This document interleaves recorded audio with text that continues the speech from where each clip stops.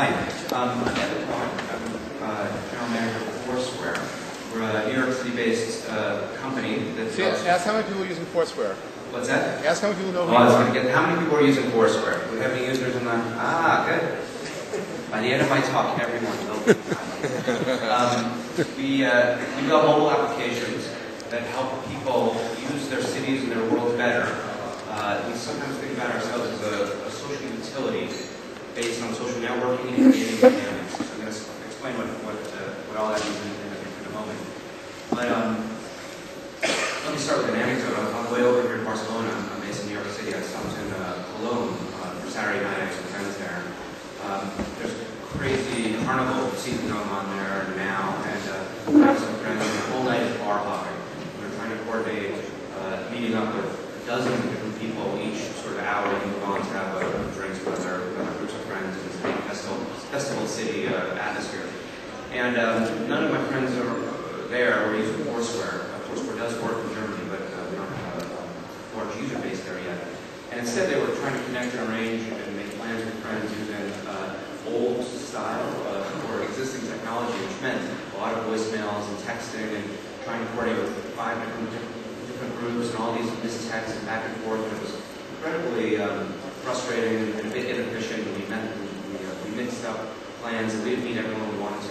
And it really struck me how frustrating that experience can be. What we've done in FourSquare is develop a tool that makes it incredibly easy for you to hook up with your friends when you're out in the world on the go. The way the service works very basically is that when you're at a bar or restaurant or really anywhere out in the world, you load the application on your phone using geo-awareness data. It figures out where you are. It gives you a list of places that are in your immediate area. When you check in, by checking in voluntarily, it broadcasts a message to all of your friends that you're in a given location, and you can append a message as well, such as, I'll be here for 20 minutes, please stop by for a drink. And it's quite an efficient way to communicate with a big group of friends, and one of the things that it facilitates is those really electric, beautiful moments when you're sitting in a bar or a pub, and all of a sudden a friend drops by that you didn't expect to see. That sort of very lovely accidental moments in life are now made a bit more efficient and routinized if you're using a service like FourSquare. In addition to just this simple mechanic of checking in and having your location broadcast to your friends, there's innovative gaming dynamics that we take advantage of to make it fun and exciting to check in. So in particular, when you are out somewhere and you check in, you get a certain amount of points. If it's a new place that you've never been to before, you might get 5 points. If it's a place you go to all the time, you might get just 1 or 2 points. And in any given week, you accumulate a total of points, and you compare your point total versus your friends. And there's this sort of fun, competitive dynamic that emerges that it almost makes going out and about in the city, living your life, fun and sort of like a game. In addition to just total points, you also can earn things that we call badges. They're little virtual icons within the FourSquare service, whereby we try to reward people for doing fun, interesting things. So if you go to karaoke a couple of times a month, you get a special badge. It's called Don't Stop Believing. If you go to the gym 4 times a week, you get a gym rat badge. If you go out 3 nights in a row during the week, you get a special badge called the school night badge. So there's all these sort of fun, quirky rewards that you get for doing interesting things in your city. I think one of the interesting things that's happening as well is that we're expanding beyond just the sort of bar nightlife arena, which is where the service really has found its home. And people are now checking in from gyms, from airports and train stations, from shopping centers and stores. It's kind of a really powerful and fun way to track everything that you're doing in a city and in your life. It can become very addictive and fun as a way just to measure how you're using your city better and to communicate out with your friends. As we talk about the state of now today, I think location-based services, FourSquare is one example, and there are many others, are a really exciting and important segment of what's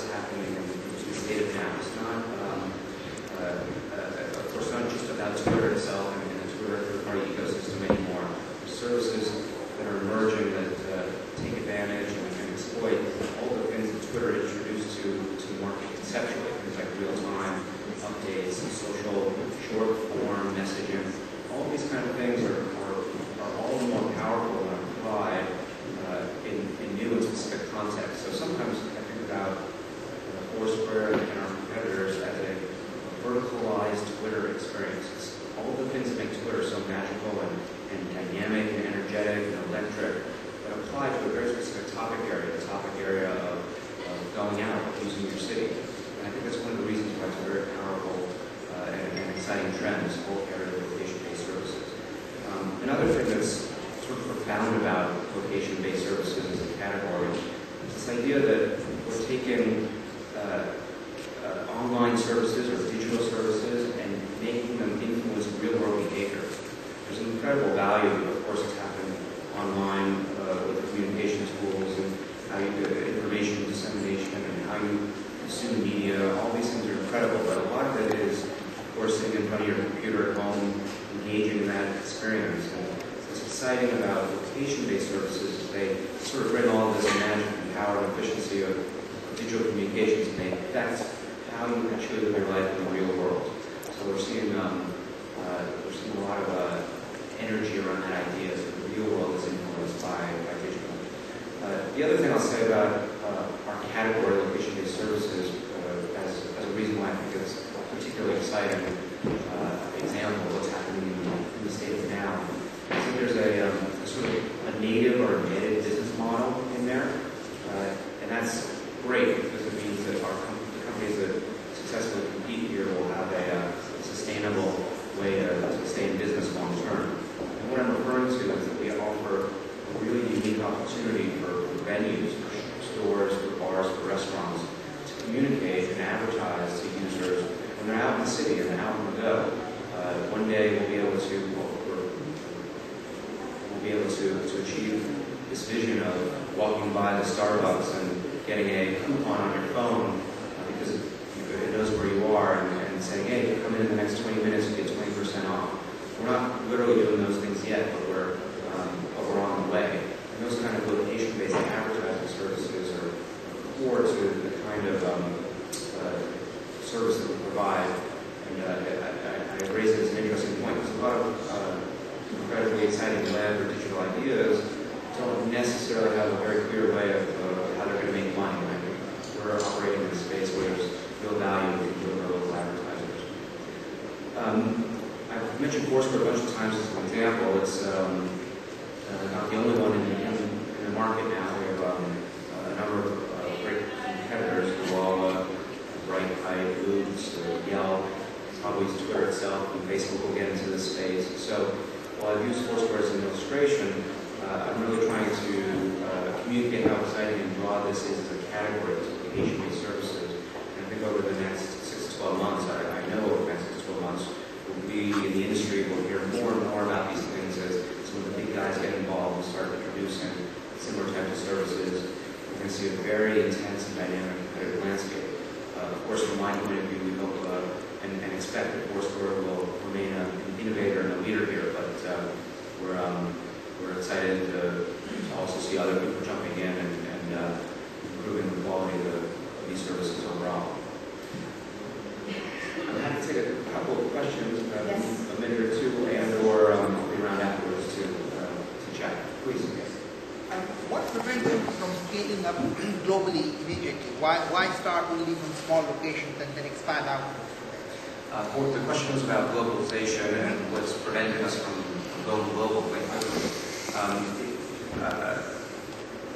When we started the company a year ago, for various technical and data reasons, indeed the service was very limited to a specific set of cities where we could buy third-party data about venues. In December, throughout the fall, we reinvented the service, and in December we announced that FourSquare is now available worldwide. So it indeed does work anywhere and everywhere in the world. And the way we get information about local venues, addresses, and all the information we need to make the service powerful about the local venues is that we crowdsource the information. So our users who are very, in many cases, very addicted and very committed to making the FourSquare experience better, we have users who help populate our databases of venues. So it's a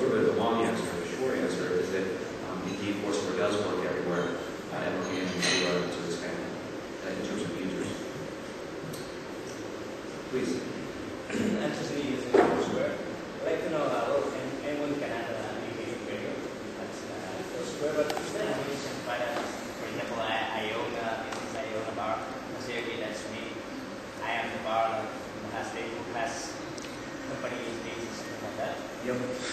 The question was about if you're an owner of a venue, or a restaurant, you influence what's being said and control the information. The answer is we're building it right now.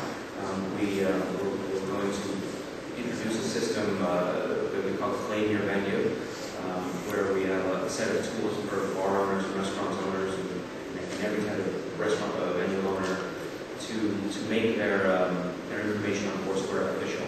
So you identify a very important point. We're working on it. We'll be rolling it out very soon. Okay, that's time. Please find me afterwards if you have any other questions, and very nice to talk to you again. Thank you. Great, thank you.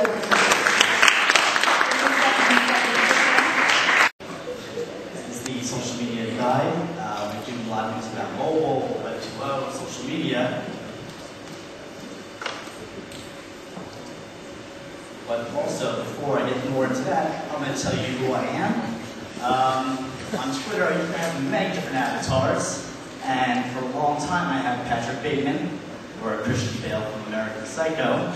So a lot of people got me confused with him. I would go to conferences, they would say, "You look like your avatar. You know, you don't have the blood on your face." And I would really question them, and I would say, look very deep into the picture. Not the same facial structure. I don't scream, I have a big mouth. But I just use this as it's just an icon to me. And for my personality, my love for horror films. But now, if you look at my profile, you see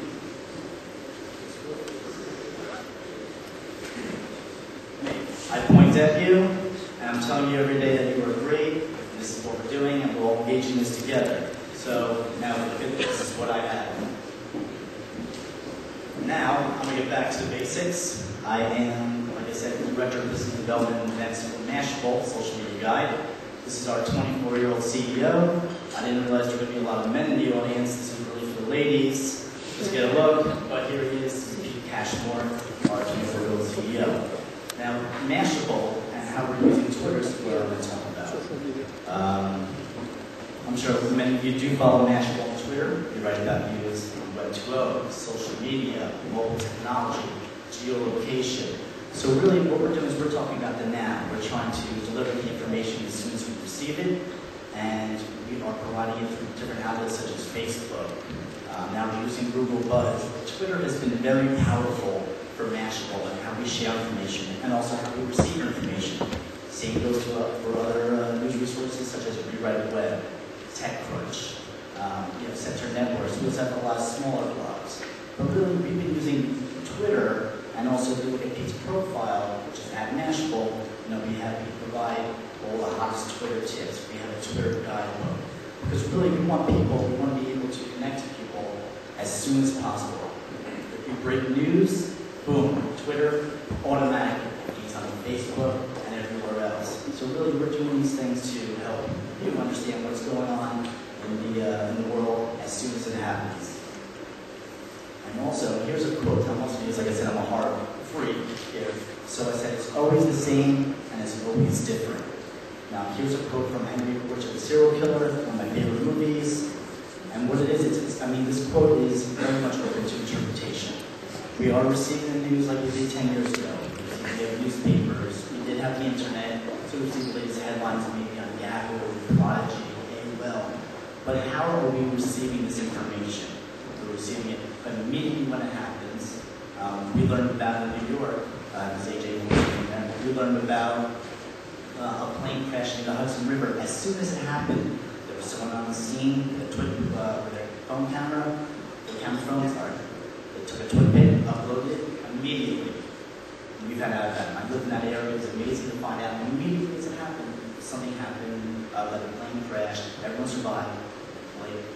And it's just amazing how we're using this every single day, and how it's definitely going to be changing and evolving as soon as we go on. Also, let me talk about, I'm actually diving into some of AJ and Melissa's presentation because I'm a former school teacher. I had taught for 5 years, K-12, math, science, and special ed. Not a lot of people that I work with really embrace social media, especially real-time technology.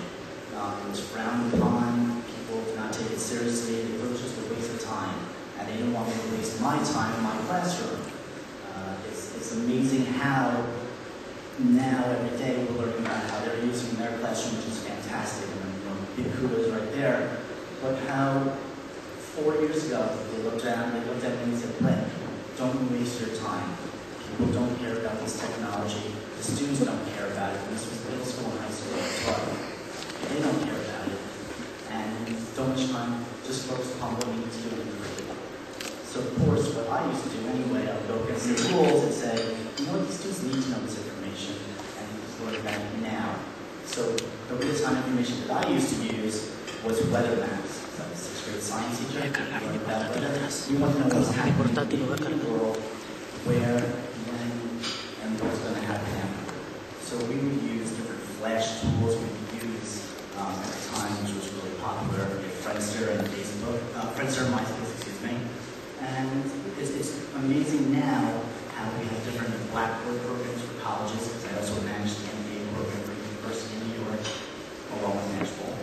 And how now they're all basically embracing social media and real-time technologies and learning about what's happening now, not what happened an hour ago. We want now, we're all demanding information as soon as it happens. How do we access it? We have mobile phones, we have internet in the classroom. And it's just amazing how people are learning to learning to appreciate what we have. And of course, I don't know what we're talking about in a few minutes, but it's just really great tool how we're using it in Nashville and also some of the other companies I'm involved with. For those of you who may be at South by Southwest, we're doing one thing called Tech Karaoke. So we've been using Twitter and Facebook and Eventbrite, all these other technologies to embrace everybody and bring them to real time. Find out what's going to happen. We're using live streaming technologies such as Quick. We're also doing things in Vimeo. So really, we're finding out all these new tools and we're learning how we can use them to present to others and to share this information. And that's what Jeff's conference is all about. It's all about sharing information, community, engagement, people. And this is what our main goal is, and this is what we've been doing with everything. So really, this quote is always the same, it's always different. Like I said, it's open to interpretation.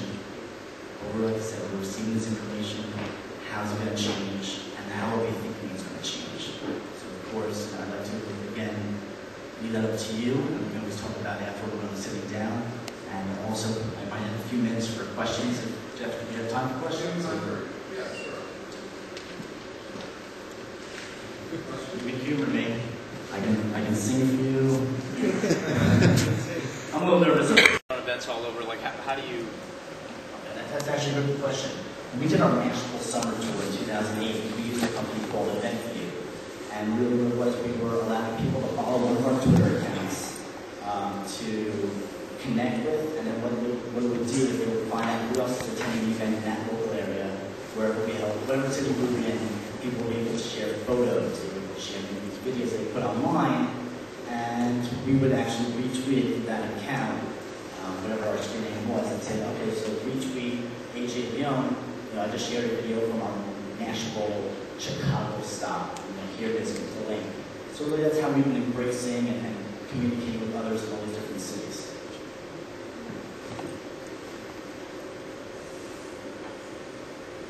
Anyone else?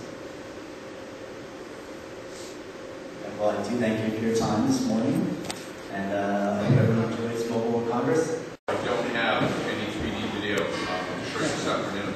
And in fact, it's worse because as we know, there are lies, there are damn lies, and there are statistics. And what I've got today, I think, are some interesting statistics to talk about what's happening in mobile right now with social networking. And I'm going to try to provide a bit of perspective based, I think, on some unique data that we've just collected. I'll give you a bit of background. We did this project at the GSMA called Mobile Media Metrics, where for the first time, we've been able to collect every weblog experience on every mobile device in the UK. So every user, every weblog experience, census level data, never been collected before. And we're doing this in order to demonstrate really what behaviors are like in mobile, turn it into reports, and market that research to advertisers and publishers so they can really plan and understand how media works in mobile. Well, I just pulled the data from January, and this is all operators in the UK, about 20 million unique users who access the mobile internet And there's some interesting things that came out of it. First, I'll start with Twitter, although I think there's a more interesting story with some more well-established social networks. But Twitter, as an example, averages 20 minutes per day on mobile for every user that accesses Twitter, and that compares to 7 minutes on the regular desktop. The social web is by far the most visited destination, the killer app for mobile by any measure, by clicks, time, pages, etc. Facebook, no surprise, was the highest ranking mobile internet destination by users, and 33% of every mobile web user in the UK access Facebook. In terms of page view, Facebook represented 4 billion total pages of a total of 10 billion for the month of January. That's 42% of all the mobile internet pages visited in the UK. In terms of time spent, Facebook represented 3 billion minutes of a total of 7 billion minutes, 45% of the total minutes. Vivo from AOL and Flirtomatic are also in the top 10 sites ranked by pages of time spent or pages of time spent. Social networking is beginning to dominate mobile in the UK, and I'm sure that these statistics would be the same in kind of every developed market where social networking has taken hold on the desktop. People now access social networks on mobile more than they do on the desktop in the UK. Average minutes per day on mobile, on social networking sites, is higher than it is on a desktop. Facebook has an average of 45 minutes a day on mobile compared to 32 on the desktop. Vivo has an average of 40 minutes a day on mobile compared to 22 on the desktop. MySpace, an average of 8 minutes per day on mobile compared to 7 on the desktop. And Flirtomatic, which is only on mobile, in a very short time has already became, as I said, a top 10 site. So really what we see is that mobile, I think, is going to redefine and reshape social networking because of how personal it is, because of how sticky it is, because of how immediate it is, because of the things that you can do on top of just static social networking, including presence and location, things that your desktop can't do. So we really think that what's going to happen in mobile isn't just porting social network experiences that started on the desktop and moved over, but really redefining social network. And in fact, the desktop will become more and more relevant as mobile social networking sites improve in quality and become more prevalent. As a result, we see that brands and advertisers are really looking seriously at the mobile social web in terms of how to reach customers and interact with them and how to monetize those experiences. And so I think the challenges and the opportunities that you're seeing with social networks on the internet are just going to kind of explode in mobile, again, because of its unique attributes, 24 hours, always on, very personal, very sticky. And so I think it's an enormous opportunity. We think that Facebook's position on mobile today, as an example, might be similar to Google's on the desktop 10 years ago. A massive audience based on some compelling free content, but it hasn't quite figured out what the monetization model is. But Facebook and others will. And so I think we're going to see that shift as well in mobile social networking, and in some cases overtake the monetization of social networking on the desktop. We look at this whole space as the Global Trade Association that represents all the mobile operators in the world as part of this overall process of discovery, engagement, and ultimately transactions on mobile. So we think that the mobile social networking is an entry point that is going to provide other very unique experiences on mobile. So as a result, as I said, we work on mobile advertising because we think that that's going to be exploding in the next 2 or 3 years as a medium and start replacing not just broadcast and other traditional media, but actually overtake the internet because of the value proposition. We're also looking at things called 2D barcodes. It's another way to discover content. And as you look around the World Congress this week, you're going to see people with business cards and signs and 2D barcodes on advertisements. It's an invitation to click to a better brand experience that you would have on the desktop. And if you get a chance, I encourage you to fool around with this 2D barcode because the thing, again, I think it's an invitation to social networking. It's an invitation to brand experience, and I think I like the similarities. We're also working on mobile money because we think ultimately people want to have this experience and go all the way through the transaction. And so one of the things you'll see this week is there's what's called NFC phones, near-field communication phones, that have Visa cards loaded on them, and you can just tap them. and pay for food at Barcelona. And this is taking off in both developed and developing countries. And so you'll be able to go from social networking experience where a product experience is shared to a payment experience all on your mobile. And so you can really see how it's being joined up. And then finally, and this is another theme that I think you're going to see this week, is what we call embedded mobile or the Internet of Things. Increasingly, whether it's cars or consumer electronics or healthcare devices or power meters, every sector is looking on how they mobilize their products and mobilize that consumer experience. So I think another thing you're going to see this week at the show is the number of companies that have never come to this show in Barcelona before, that represent industries that have never really thought about mobile before, and mobile is actually the #1 growth strategy. And again, it's going to be, I saw as an example, it looked like a Band-Aid. It's $12, mobilized, you put it on your chest before you go see your doctor, and every minute it basically takes 8 vital signs. And it downloads it to your phone, and it also downloads it to your doctor. So you go for your checkup, and it basically replaces 120-year-old technology, which is the blood pressure monitor and the stethoscope. Because the doctor says, I've known your blood pressure, heart rate, glucose, respiration, EKG, I've known this for 3 days. I know for a fact that you didn't get your heart rate up to 70% of max once during 3 days, so there's obviously an exercise problem. I saw your glucose spike. You know, at 10 o'clock on Wednesday, you've got to cut down on the red wine. This is what's going to happen. And you're going to see applications like that, I think, this week, again, in areas of automotives, smart meters, consumer electronics, and others. And everything is going to become mobilized.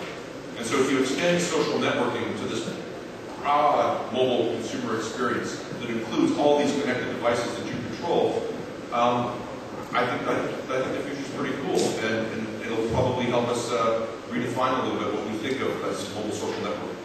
So just a few thoughts for your day. Thanks.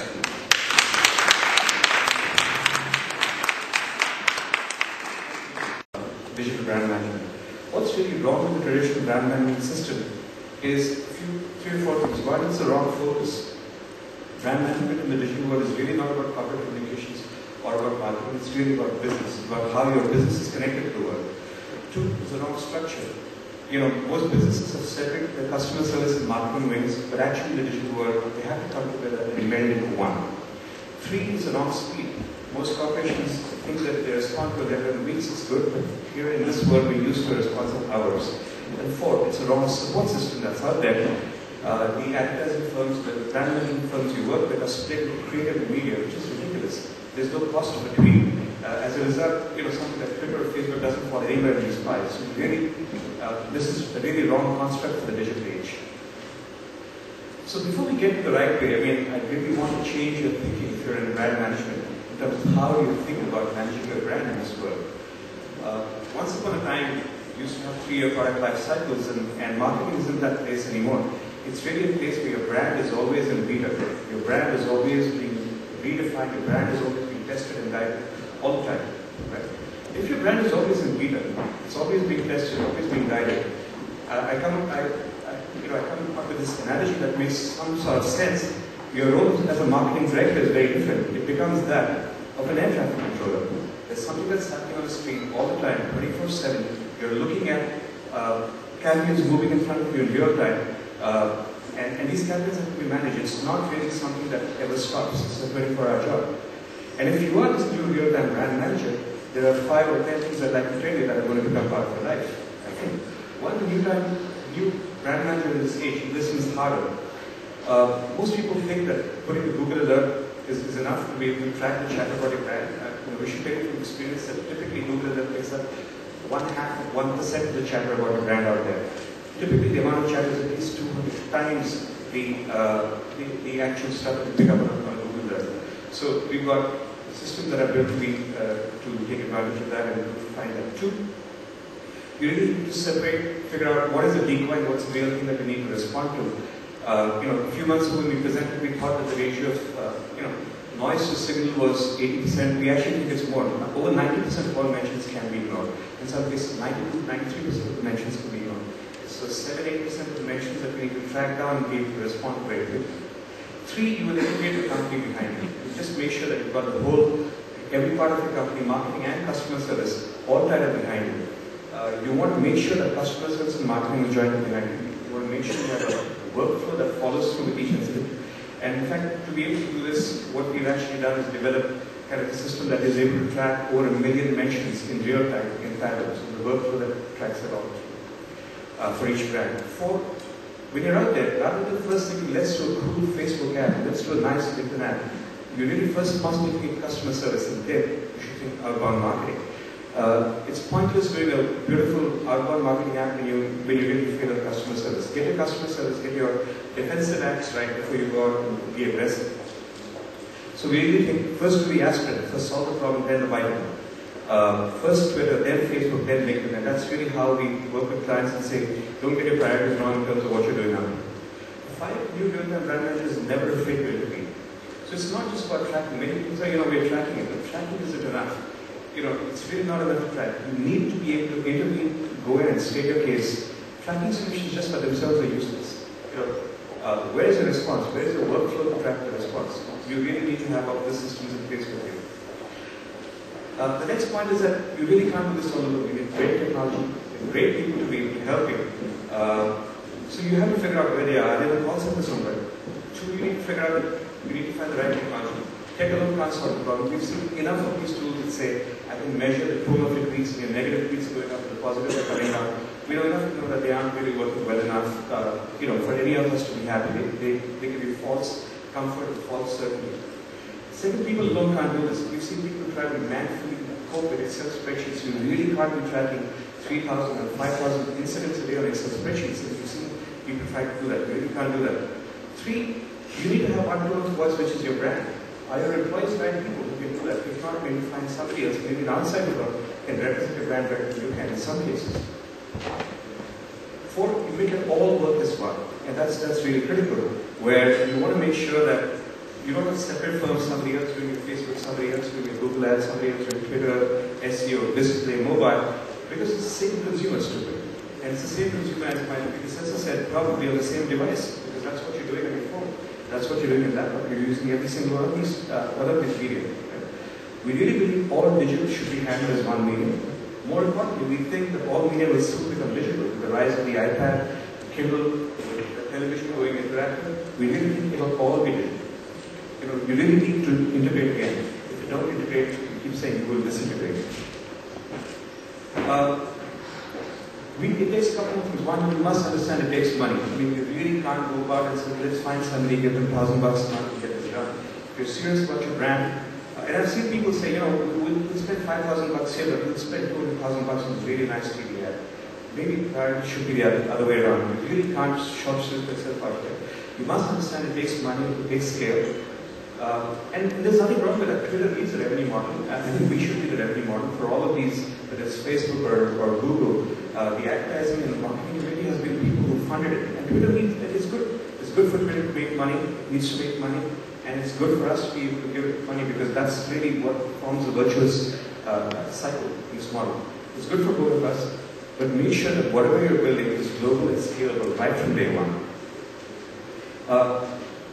Just a couple more points. One, that's really one of the picture of Ronald Reagan's Star Wars initiative. I thought that was really cool. You understand that your strategy is very, very different. If once upon a time we thought about customer relationship management, I think we should really look at it very differently. It's still CRM, but how do you look at it as customer relationship management? That's what you want, right? And 2, there are CEOs who say, what's our YouTube strategy, what's our Facebook strategy, what's our Twitter strategy, and every single one of these questions throws the entire marketing team into a tizzy. I didn't come back and say, put all this aside. Once you figure out this one issue, what's a real-time brand management strategy, everything will pretty much fall out of that as a subset of that. 2, if you're just at the end of this point, if you get the new real-time brand manager, you will understand there is no sleep. You're up all the time. You will figure out at least the next shift comes in. I really believe marketing will begin to work in shifts. I know in our office we're already working in 2 shifts to take care of our clients, and we're a marketing firm. But you will be at peace through it all because you will understand. And it's strange enough that air traffic controllers that I know personally are some of the calmest and coolest people I know. While all of us in marketing and advertising are strangely, extremely excited. I will end with that. Welcome to this world. My name is Mahesh Murthy. It's a longish name, but that's my Twitter ID, and I'm from this one. Thank you very much. Thank you.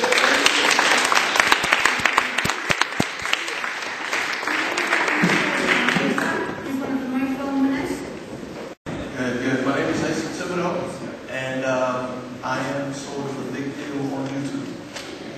know, some of you don't know who I am. 80, that's okay, 80 million views, and it's only because of the state of that. That's the reason why we're all here today. The reason why this New Orleans board from Minnesota is even in Barcelona is because of the state of Maryland. How'd that happen? Someone asked how did that happen? Actually, my wife went online, searched for some commercial video competitions, and she found Mobile, and I entered the Best Buy division, and here I am. I got a call from Andy. I thought it was Simon Cowell. I'm like, I'm too old for Simon to be calling me, even though I sing quite well. I could sing for you guys. See me in the back. You offer me a glass of wine. I'm free to sing for you. But we're talking about the state of now and the interactivity, as I like to call it, of the internet. You know, without people being able to interact online, the internet would be as useless as a black old middle-aged man trying to find some fried chicken in Barcelona. And I haven't tried since last night. I failed this one. But that's what it's all about. You know, 6 years ago when I first moved to Minnesota, now I had my own clientele and doing video production commercials in Louisiana. And we're talking about racist southern Louisiana, so it's quite a feat. But when I moved to Minnesota, I went from making a good living for me and my daughter to nothing. So I had to reinvent myself. And the internet helped do that. You know, for the last almost 3 years, I've been on YouTube making money. I've been viewed almost 80 million times. I have 120,000 fans on YouTube that if I asked them to give $1, they would to a PayPal. I would never do that. That's help me build a new doghouse. I would never do something like that. But the reason why they follow me like that is because of what Jeff from Kodak said and what Jeff from Twitter said. When you make it more about not this, when you make people feel like they're involved in what you're doing, when people feel connected to what you're doing, see, that's what it's about. It's not just about turning on your AOL and getting the dial-up sound. No, I'm joking. We all have cable DSL, I'm pretty sure by now. It's not just about that. It's about making people feel like they're involved. You know, whenever I do a vlog on YouTube, I do musical parodies, like the Black Weird Al. Whenever I do a music parody or I do a vlog, a social vlog, I always ask the people what they think. So Twitter, Facebook, YouTube, it's all being involved in including other people. That's the main part. See, business, two words have been iconic, you know, throughout history, you know, forced product incentives, supply and demand, and that's businesses and the consumer. But over the years, those two words have taken on different meanings to the consumer. See, I'm a consumer. Even though, you know, I run my own business on YouTube, I make money. I'm able to help my son get potty trained. He's 3, by the way. And still make money on YouTube. But to me, business back in the day meant something totally different than what it means now. To people, I'm just saying, especially big business. Back in the day, business meant people interacting. The company wanted to find out what the little people, us, had to say, or what they thought about their product. Am I right? But today, it's taken on a whole new meaning. So when you have companies like Mobile, Best Buy, Chevrolet, Yoplait, actually wanting to know what people, propulsive people, getting people like us, I have a few winners here in the third row, wanting to know what people like us feel about their products, what they think their products should represent, or what their products represent to us, or what it should be in the future. You know, just business to consumer takes on a whole new meaning, in my opinion. Is there anyone with a question or what would like me to say? I can talk about it. Where can we find your YouTube video from that one? Where can we find the Best Buy video that won? The Best Buy, it would be on the mobile.com, right on the front there. Starting today, or? It will be released after the awards ceremony. After the awards ceremony? Yeah. You know, I'm sorry. What's your YouTube? What's your YouTube channel? My YouTube is youtube.com/asa.com. And even though I'm rarely funny. But speaking of business to consumer,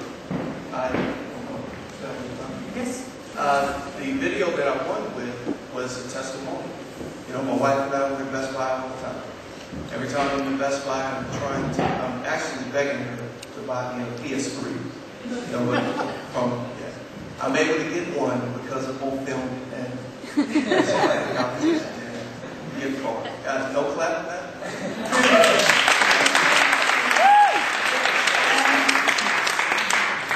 You know, I love Best Buy's campaign, the new one. You know, of course, they have the guy in the blue shirt, corporate casual, talking about their testimony on how they help this person out.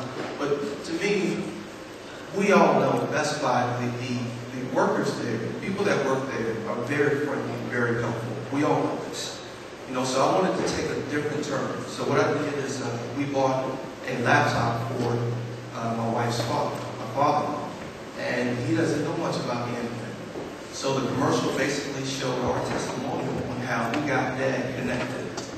And apparently they like it. Any other questions? Thank you. What's your Twitter name? I'm sorry? Twitter, the Twitter name? My Twitter is ASA.com. How do you spell that? ASATHECOMIC.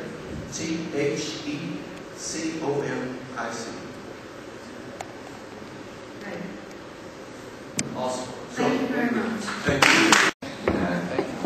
Hi, I'm Evan Cohen. I'm general manager of FourSquare. We're a New York City-based company that Ask how many people are using FourSquare. What's that? Ask how many people know Oh, I was going to get, how many people are using FourSquare? Do we have any users in that? Ah, good. By the end of my talk, everyone will. We build mobile applications that help people use their cities and their world better. We sometimes think about ourselves as a social utility based on social networking and gaming dynamics. So I'm going to explain what all that means in a moment.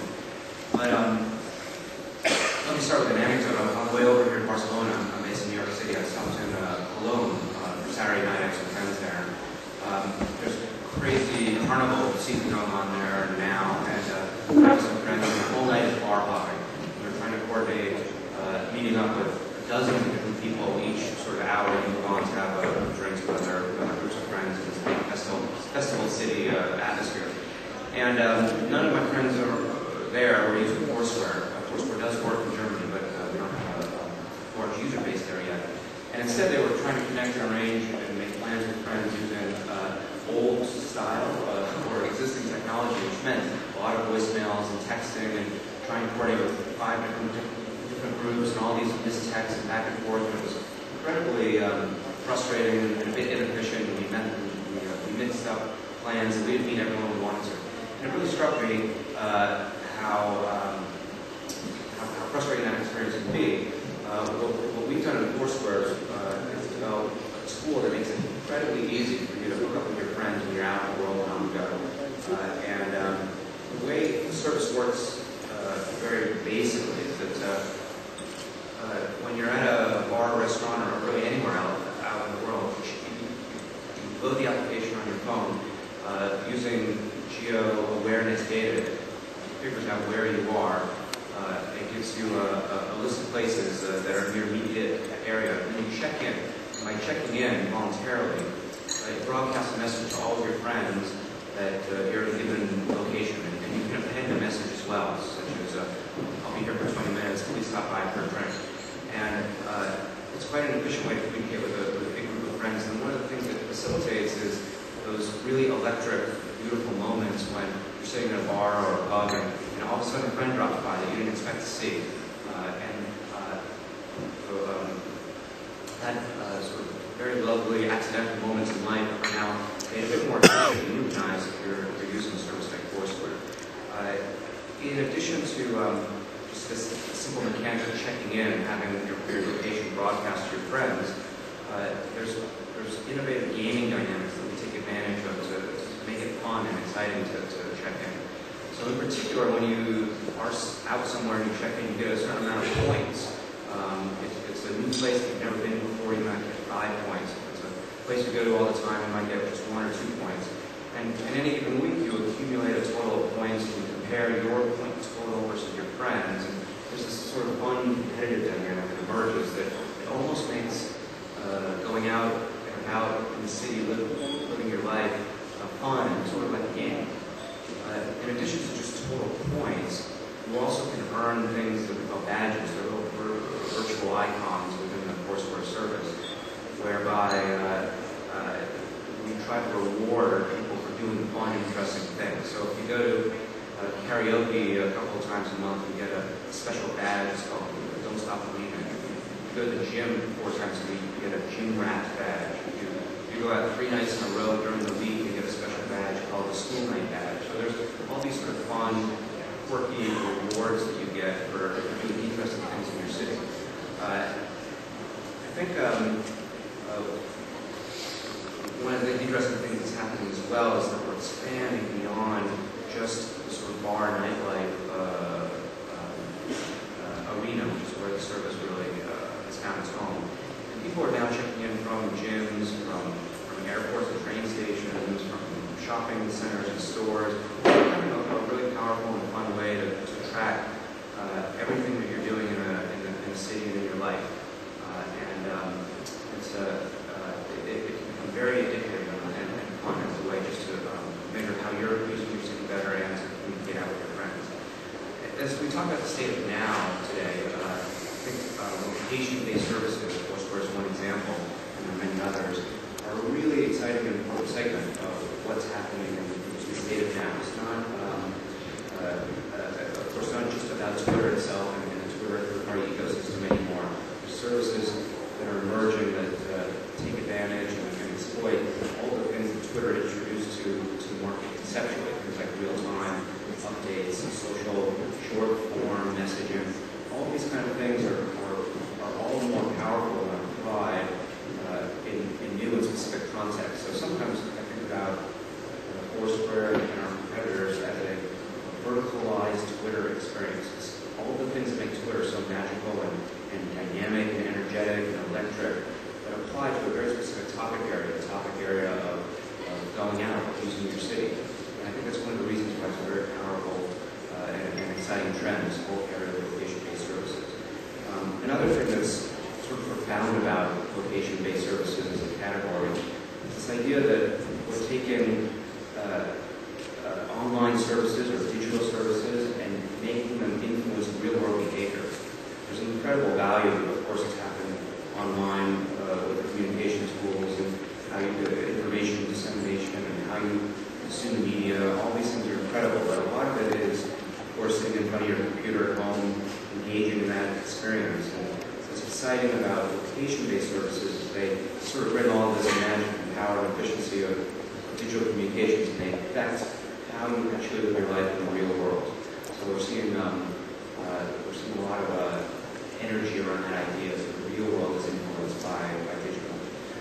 The other thing I'll say about our category, location-based services, as a reason why I think it's particularly exciting example of what's happening in the state of now, is that there's a sort of a native or embedded business model in there, and that's great because it means that the companies that successfully compete here will have a sustainable way to sustain business long term. And what I'm referring to is that we offer a really unique opportunity for venues, for stores, for bars, for restaurants to communicate and advertise to users when they're out in the city and out on the go.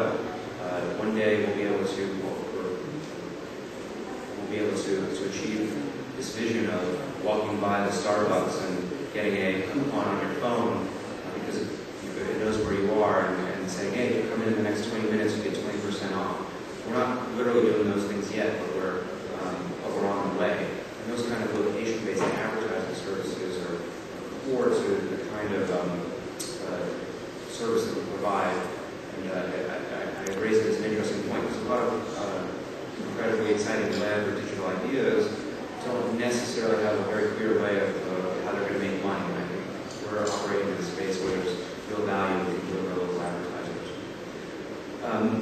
I've mentioned FourSquare a bunch of times as an example. It's not the only one in the market now. We have number of great competitors who all Bright, Hive, Boots, Yelp, probably Twitter itself, and Facebook will get into this space. So while I've used FourSquare as an illustration, I'm really trying to communicate how exciting and broad this is as a category of location-based services. And I think over the next 6 to 12 months, I know over the next 6 to 12 months, we in the industry will hear more and more about these things as some of the big guys get involved and start introducing similar types of services. We're going to see a very intense and dynamic competitive landscape. Of course, from my point of view, we hope and expect that FourSquare will remain an innovator and a leader here, but we're excited to also see other people jumping in and improving the quality of these services overall. I'm happy to take a couple of questions, a minute or two, and/or I'll be around afterwards to chat. Please. What prevents you from scaling up globally immediately? Why start only from small locations and then expand out? The question was about globalization and what's preventing us from going global quite quickly. When we started the company a year ago, for various technical and data reasons, indeed the service was very limited to a specific set of cities where we could buy third-party data about venues. In December, throughout the fall, we reinvented the service, and in December we announced that FourSquare is now available worldwide. So it indeed does work anywhere and everywhere in the world. And the way we get information about local venues, addresses, and all the information we need to make the service powerful about the local venues is that we crowdsource the information. So our users who are very, in many cases, very addicted and very committed to making the FourSquare experience better, we have users who help populate our databases of venues. So it's a little bit of a long answer. The short answer is that indeed FourSquare does work everywhere, and we're beginning to expand in terms of users. Please. I'm just using FourSquare. I'd like to know how anyone can add an education video as FourSquare, but is there a way to finance? For example, I own a bar. Consider that's me.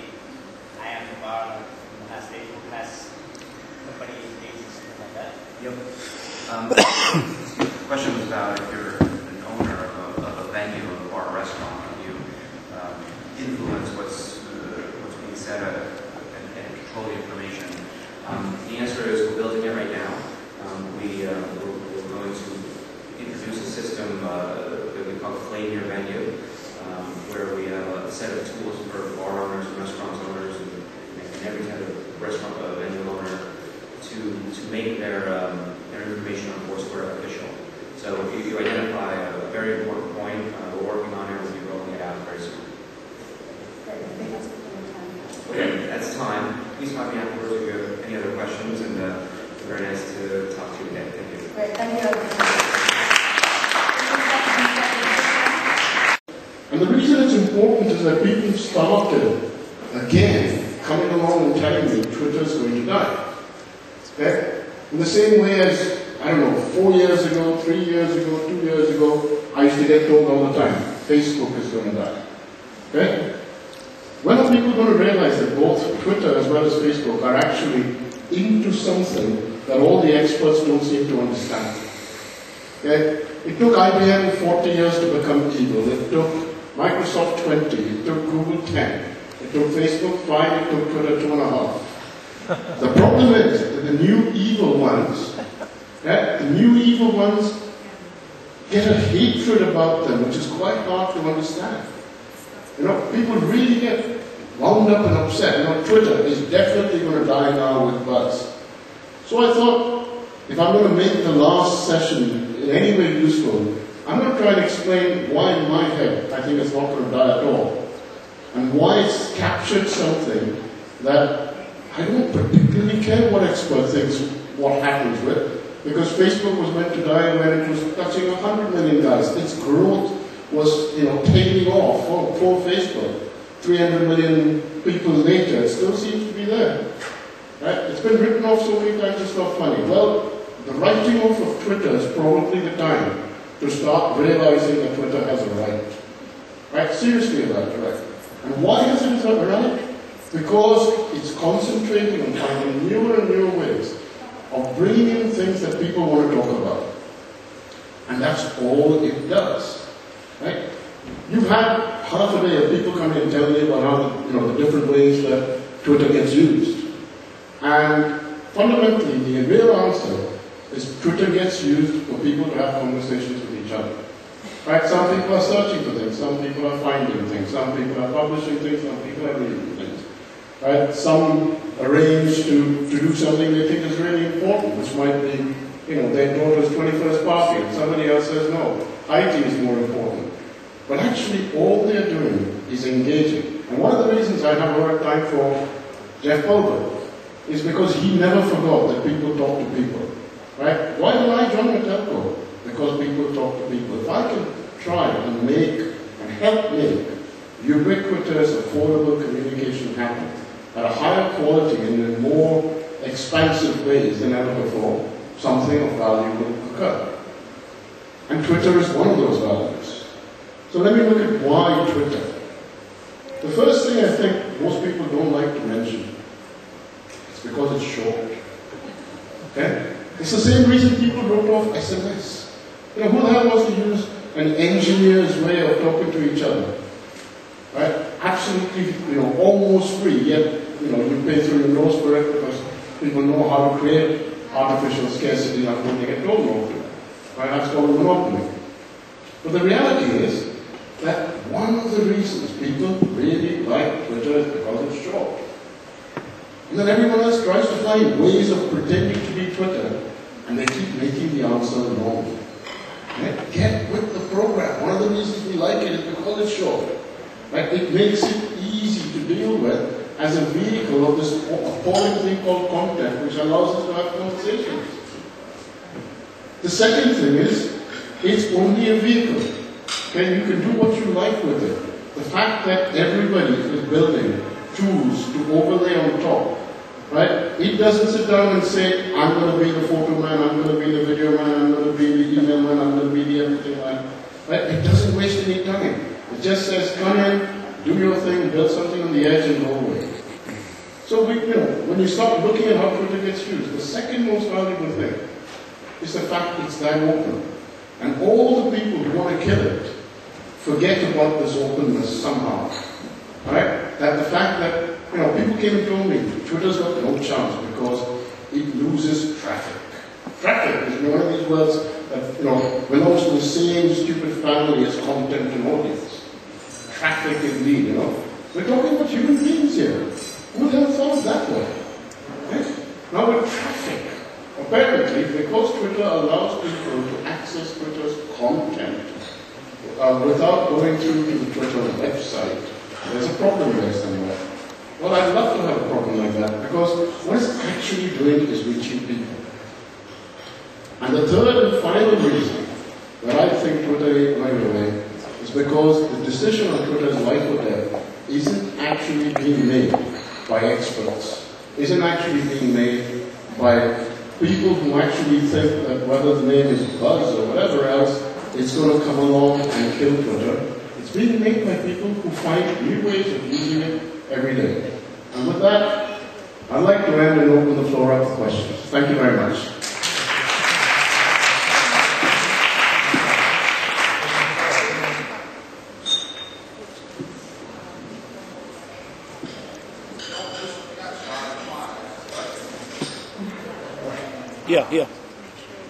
Yeah.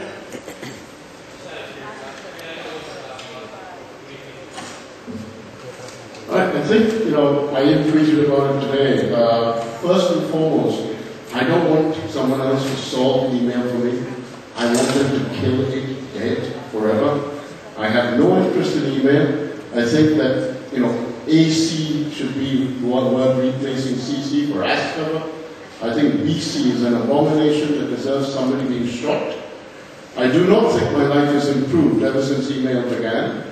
And I do not expect it to improve further because somebody else can mine what relationships I appear to have through email. In fact, the best way of finding out the 10 people I hate the most would probably be to mine my email.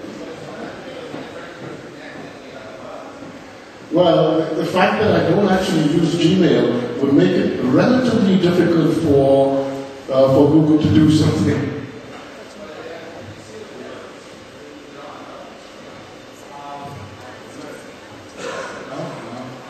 Hello, yeah, right. No, because of the Buzz. I mean, kind of, are you using Buzz? You like it? Did you see the blog post by a woman who said, F you, Google? Yes, I saw that one, yeah. And that was kind of revealing. You know, this poor woman, she had a boyfriend and her mom, and apparently her ex-boyfriend, her ex-husband, are all connected together with his daughters. Yeah. And so it doesn't necessarily help this Google using an algorithm to figure out the most relevant people that she's probably connected to. So it happens to be the stalker, her ex-husband. Yeah, but let me give you a telco example, okay? One of the things that we could do very easily as a telco, if we get the right permissions from the right people, is to answer the question, could you please connect me to the plumber that my friends use? Okay? Yes. Because we have an empirical way of knowing who your friends are, apparently by who you spend time talking to. But also you have this trustworthiness. The other thing is you have this inherent trust. But yeah, but we destroy that trust if we do this without permission. Yes. But even with permission, we have to be careful, right? If you call the same plumber 10 times in a day, it does not necessarily mean the plumber is good. He might suck. Right? So in the same way, you know, people are starting to make these algorithms up, but you know, there's something more common sense in there. So, you know, I'm not particularly keen on somebody. I mean, there are good and bad things. Fred Wilson wrote quite an interesting post again on the implications of you know, getting into social graph behavior in that form, right? But I'm not against buzz per se, but if people tell me the relative of buzz is from mail, and I don't like mail, right? Then it's like someone trying to sell me a car. I've never driven in my life. It's quite a hard job. But, right, so it's... Right. Where do you see this technology evolving, enabling conversation, but between people that do not speak the same language? Do you think there's barriers there, or do you think that technology will enable this? You know, let's say we're for India, there are 50 people, 50 different languages there, and somebody from Mexico wants to speak to them, or vice versa. Where do you see this evolving? Yeah, you know, I may be a retarded colonial in the sense I was born and brought up in India, but I'll tell you something. India has 512 dialects and 12 major languages when they don't want to speak to you. Okay? When they want to speak to you, in most places English appears to work fine, with only one or two substitutes. The language of many of the things international, without getting, as I said, imperialist about it, is already English. And very, very good tools exist which actually take the translations and create sort of mongrel languages that most of us are happy with. So my English has a lot of Indian in it when I'm speaking to Indian people. Right? And a lot of those words that come back into the language because language is living. So, you know, today a word like shampoo that all of you use, or at least, you know, those of you who have more hair than me use, actually came from India. But we don't recognize when and how it came. We've forgotten about it. But, you know, language evolves through the interaction rather than through separation. So I think the tools will continue to be used. I see, you know, if you look at just Twitter feeds and see Indian Twitter feeds, you'll find that there are Indian words that come through in all the 512 dialects, but probably spelt out, transliterated into English. Because one of the challenges I had as a kid was when I was doing exams at the age of 8 or 9, knowing I had to learn 5 different scripts. Because one of the crappy things about the Indian languages is that they have completely different scripts. So I could spend half an hour saying, I've forgotten what the letter R looks like in this language.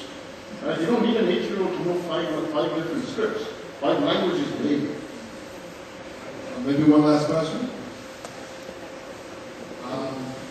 If not, I'd like to, JP, thank you. Thank you. Thank you for your part.